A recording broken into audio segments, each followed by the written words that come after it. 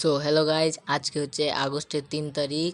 তো আজকে আমরা দেখতে চলেছি যে হ্যামস্টার কম্বাটের ডেইলি কম্বো। হ্যাঁ, তো আপনারা যারা আগের ভিডিও দেখেননি, তো আপনারা জলদি আমার ইউটিউব চ্যানেলে ঢুকে আগের ভিডিওগুলো দেখে নেবেন, এবং যারা প্রথমবার আমার ইউটিউবে এসেছেন তারা অবশ্যই চ্যানেলটি সাবস্ক্রাইব করবেন।